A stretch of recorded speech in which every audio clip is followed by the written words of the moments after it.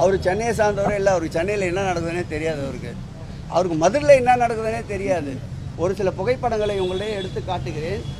2019ஆம் ஆண்டு கொரோனா காலங்களில் அம்மா உணவகங்களில் நாங்கள் முழுமையாக உணவினை அளிக்கிறோம் என்று அன்றைய எதிர்க்கட்சி தலைவர், கொளத்தூர் சட்டமன்ற உறுப்பினர், அன்பிற்கினிய எங்கள் உயிரினும் மேலான அன்பு தலைவர் அவர்கள் அப்பொழுதைய மாநகராட்சி ஆணையாளர் பிரகாஷ் அவர்களிடம் கடிதத்தின் வாயிலாக நானே நேரடியாக சென்று அவரிடம் வழங்கினேன். எந்த விதமான அனுமதியும் நாங்கள் தரமாட்டோம் என்று மறுத்துவிட்டார்கள்.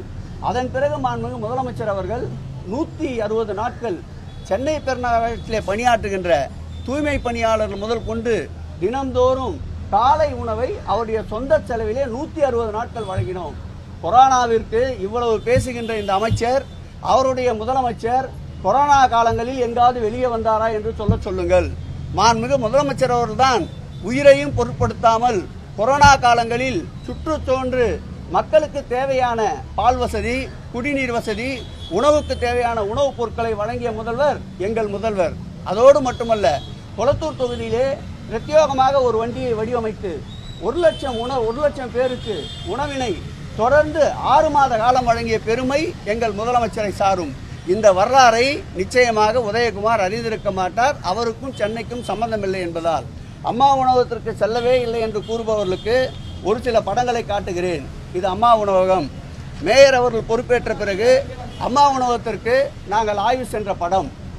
அதேபோல் அம்மா உணவகத்தில் ஒரு நாளைக்கு எவ்வளவு பொதுமக்கள் பயனடைகிறார்கள், எவ்வளவு ஒரு நாளைக்கு விற்பனை ஆகிறது என்று நேரடியாக சென்று ஆய்வு செய்த படம்.